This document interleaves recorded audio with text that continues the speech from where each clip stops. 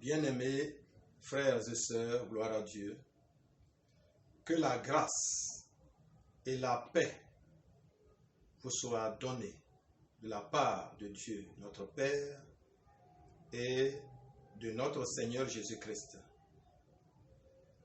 Nous sommes heureux en Christ, car Dieu, le Père de notre Seigneur Jésus-Christ, nous a bénis de toutes sortes de bénédictions spirituelles dans les lieux célestes en Christ. Nous avons vu le baptême de Christ. Aujourd'hui, nous voyons la tentation de Christ. Dans Matthieu 4, du verset 1 au verset 11. Alors Jésus fut emmené par l'Esprit dans le désert pour être tenté par le diable. Après avoir jeûné 40 jours et 40 nuits, il eut faim. Le tentateur s'étant approché, lui dit, « Si tu es fils de Dieu, ordonne que ces pierres deviennent des pains. » Jésus répondit, « Il est écrit, l'homme ne vivra pas de pain seulement, mais de toute parole qui sort de la bouche de Dieu. » Le diable le transporta dans la ville sainte et le plaça sur le haut du temple. Et lui dit, « Si tu es fils de Dieu, jette-toi en bas, car il est écrit, il donnera des ordres à ses anges à ton sujet, et ils te porteront sur les mains, de peur que ton pied ne heurte contre une pierre. » Jésus lui dit, « Il est aussi écrit, tu ne tenteras point le Seigneur ton Dieu. » Le diable le transporta encore sur une montagne très élevée et lui montra tous les royaumes du monde et leur gloire.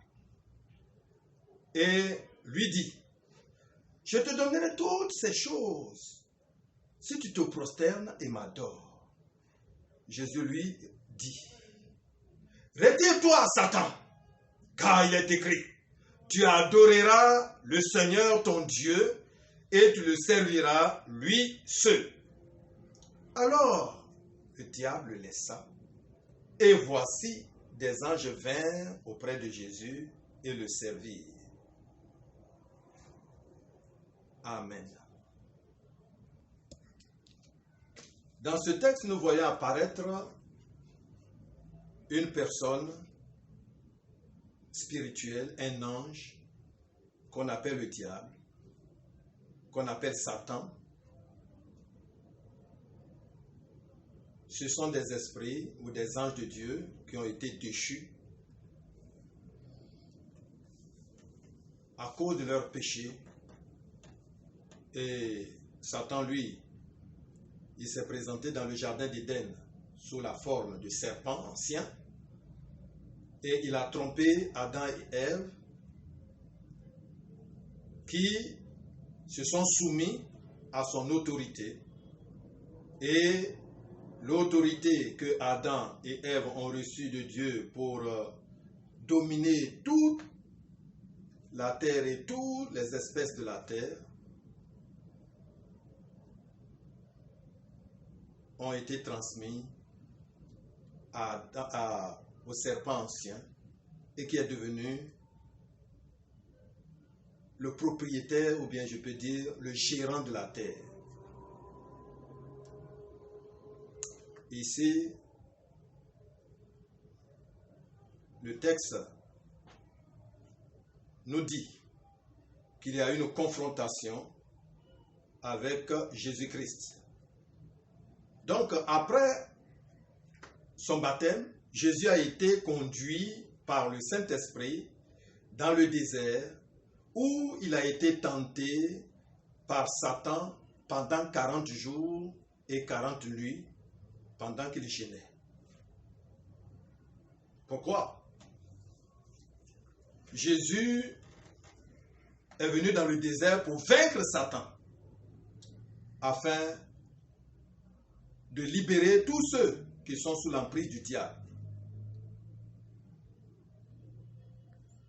Matthieu 12, verset 29 dit qu'on ne peut pas entrer dans la maison d'un homme fort et piller son bien sans avoir auparavant lié l'homme fort. Alors seulement on pillera sa maison. Donc Jésus-Christ est venu pour lier Satan afin de pouvoir accomplir son œuvre sur la terre.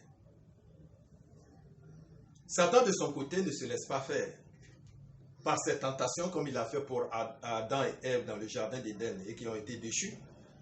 Alors par cette tentation, il veut détourner Jésus de sa mission, c'est-à-dire détourner Jésus de l'obéissance à la volonté de Dieu, qui est de se charger du péché de l'homme, ou bien de mourir à la place de l'homme, afin que l'homme ait la vie éternelle.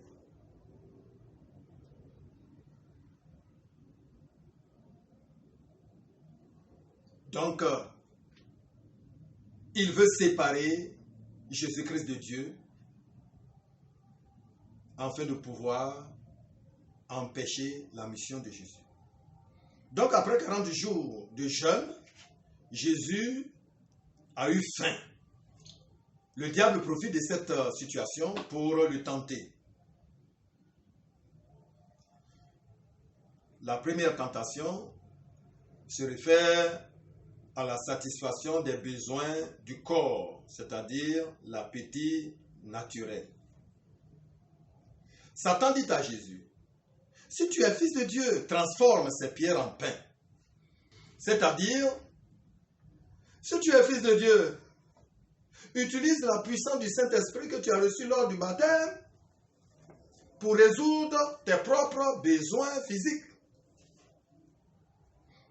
Or, utiliser la puissance divine pour répondre à ces besoins naturels, c'est contraire à la mission de Jésus-Christ qui est venu non pour être servi, mais de servir et donner sa vie en rançon pour les hommes. Il est venu pour le bien des hommes, il n'est pas venu pour son propre bien. Et cela est contraire. Or aussi, on peut dire que faire ce que le diable demande, c'est se mettre sous sa domination, c'est devenir son esclave. D'après Romains 6, verset 16, on est esclave de celui à qui on obéit.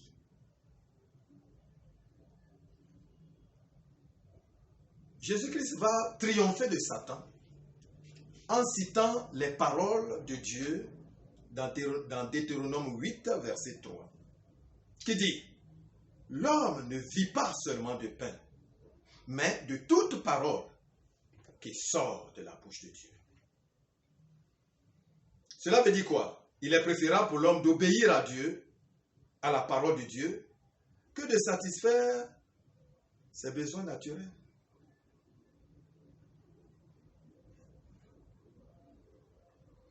Il vaut mieux mourir en obéissant à Dieu que de vivre en lui désobéissant. Donc ici, on place l'amour de Dieu en priorité dans notre vie. Et c'est ce que le Seigneur Jésus-Christ a dit. L'amour de Dieu doit être en priorité. Mais beaucoup de personnes s'intéressent seulement à leur corps et oublient leur esprit ou leur âme qui doit être en communion avec Dieu. Alors, quand tu mets Dieu en priorité, tu le laisses te diriger par sa parole. Alors, dans ce que le Seigneur Jésus-Christ a dit aussi, il montre que Dieu a créé l'homme pour qu'il jouisse du bonheur et vive éternellement, à la seule condition d'obéir à Dieu et de respecter sa parole.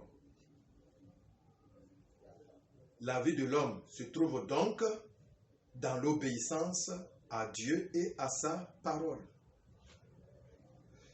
Eh bien, la parole de Dieu est la règle que Dieu a donné à l'homme pour qu'il se conduise dans ce monde.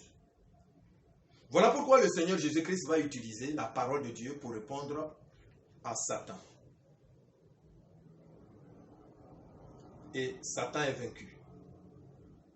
Satan ne peut rien contre une personne qui obéit toujours à la parole de Dieu.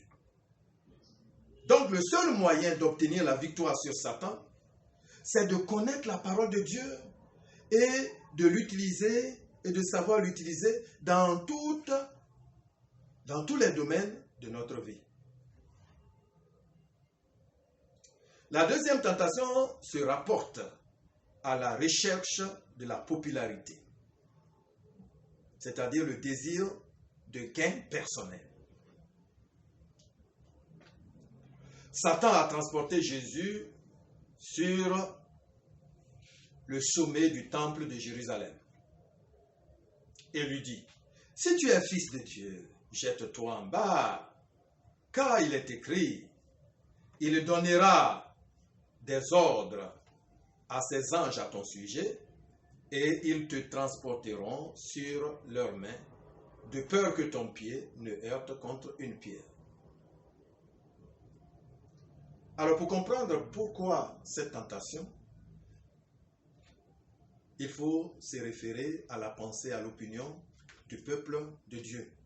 Les Juifs pensaient que le Messie apparaîtra subitement ou brusquement dans le ciel et descendra dans le temple. D'après leur interprétation de la prophétie de Malachie 3, verset 1, qui dit « Et soudain, entrera dans son temple le Seigneur que vous cherchez et le messager de l'alliance que vous désirez. Voici il vient, dit l'Éternel des armées. » C'est pour cela que dans Jean 7, verset 26 au verset 27, qui dit « Et le voilà qui parle publiquement sans qu'on lui dise rien. » Est-ce vraiment les chefs du peuple auraient reconnu qu'il est le Christ?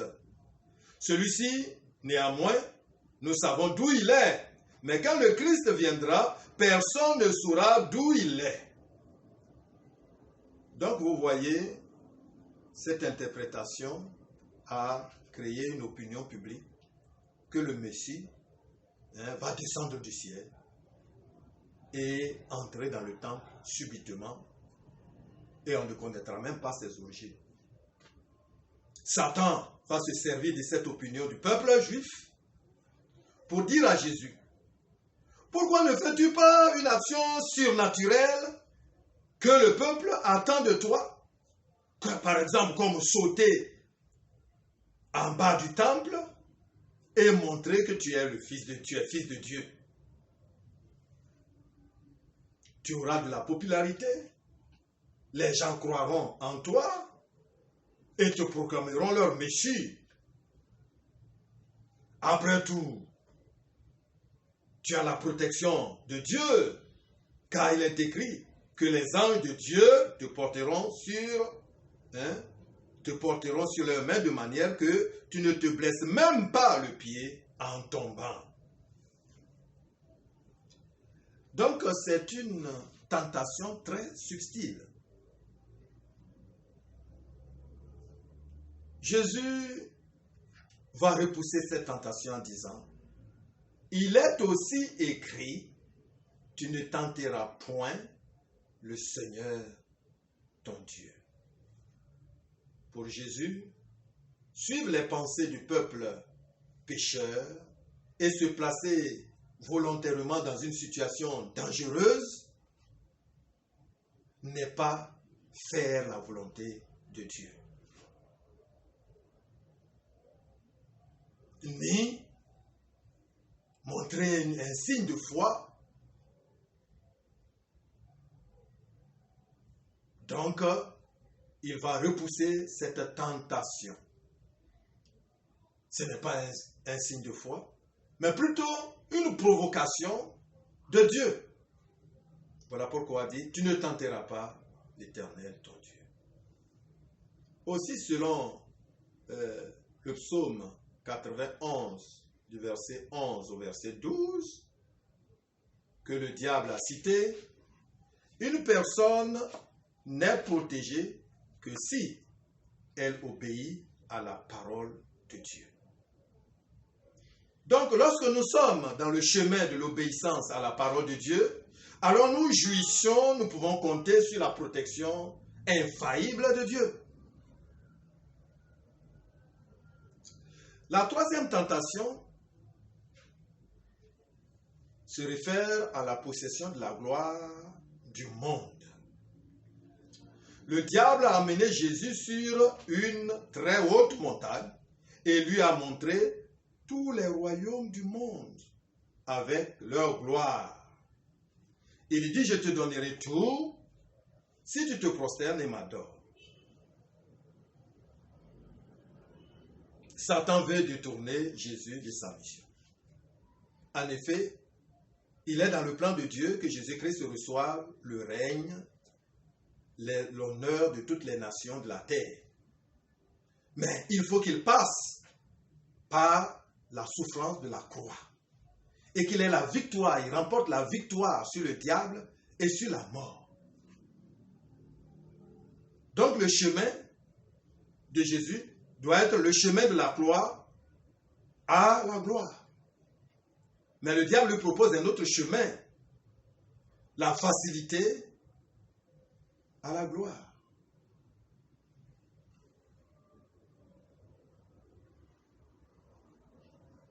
Alors si Satan propose de donner à Jésus la domination politique du monde sans aucun effort, sans aucune souffrance de la croix, à la seule condition qu'il adore Satan à la place de Dieu.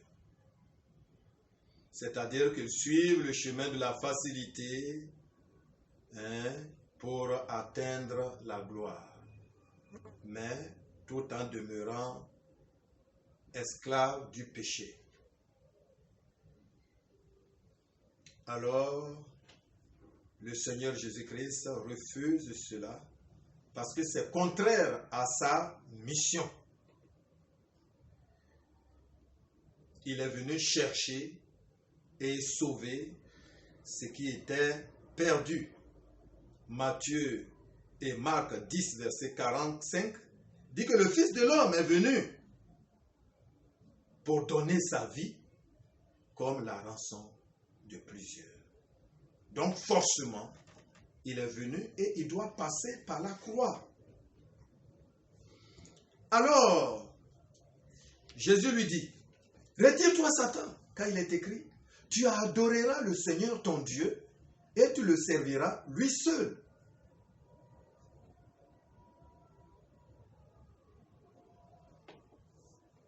Vous voyez, l'homme a été créé pour adorer Dieu, son créateur, et non pour adorer une créature. Exode 20, verset 3 dit, « Tu n'auras pas d'autre Dieu devant ma face. » 1 Timothée 2, verset 5 dit, « Car il y a un seul Dieu et un seul médiateur entre Dieu et les hommes, Jésus-Christ, homme. » Donc, effectivement, il y a un seul Dieu qui est le Père de notre Seigneur Jésus-Christ, que nous devons adorer par Jésus-Christ qui est le chemin. Sans Jésus-Christ, on ne peut pas atteindre Dieu. Jésus a refusé aussi d'accepter la proposition de Satan parce que lui, il ne veut pas régner sur des hommes pécheurs, dans un monde pécheur. Parce qu'il est question, pour faire la volonté du roi, il faut contraindre, obliger, forcer les gens à l'obéissance. Alors il sera un tyran, non pas un sauveur d'amour.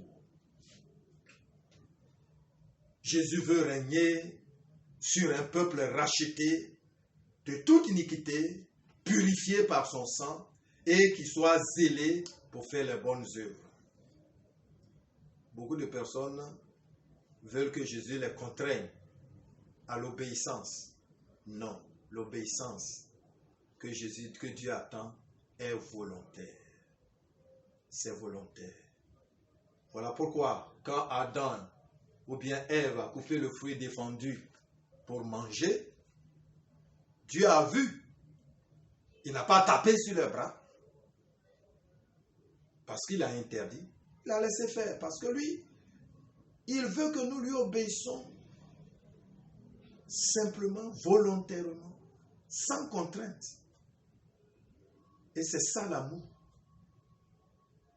L'amour de Dieu nous permet de lui obéir.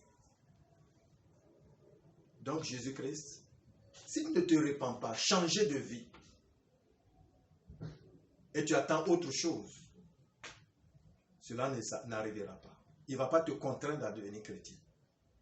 Il faut croire et vouloir simplement le suivre et être sauvé. Alors, quel message Jésus veut nous communiquer par la tentation?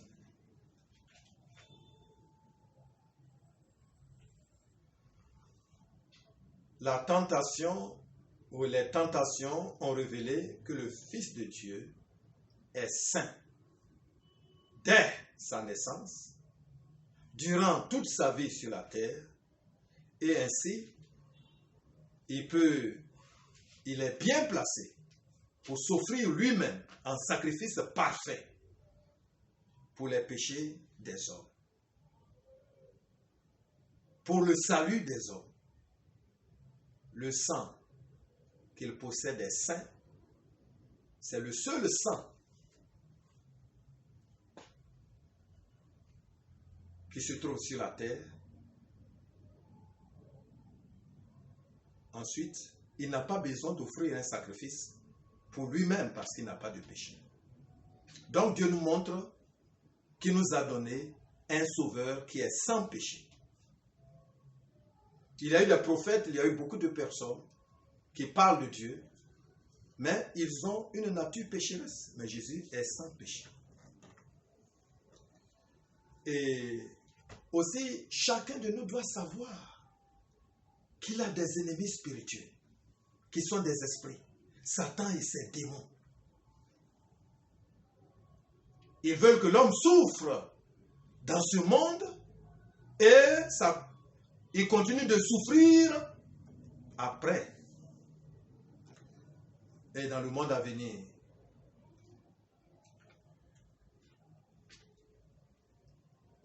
Donc il travaille pour nous éloigner de Dieu, notre Créateur, afin que nous soyons soumis à son autorité. Tu as un ennemi. Chaque fois que tu fais les choses, il faut penser que tu as un ennemi. 1 Pierre 5, verset 8 dit, votre adversaire, le diable, rôde autour de vous comme un lion rugissant, cherchant qui il dévorera. Et on ne peut le vaincre que par la parole de Dieu. La parole de Dieu est une arme offensive. Alors Jésus a vaincu l'ennemi par la parole. Nous aussi, nous pouvons vaincre le diable par la parole de Dieu qui est l'épée de l'esprit. Dans Éphésiens 6, verset 17, la parole de Dieu est l'épée de l'esprit. Et c'est avec ça qu'on combat les esprits. Donc Satan ne peut rien contre une personne qui obéit à la parole de Dieu.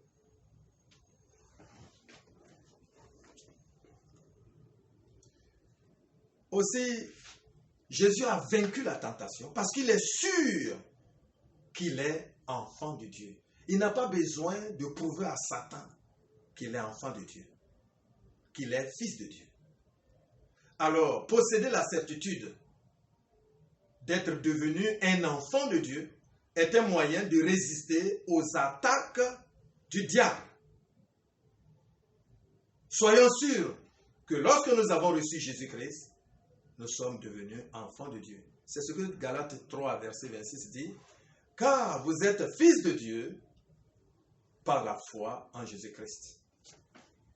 Jean 1, verset 12 aussi dit, à tous ceux qui l'ont reçu, à tous ceux qui croient en son nom, il a donné le pouvoir de devenir enfants de Dieu.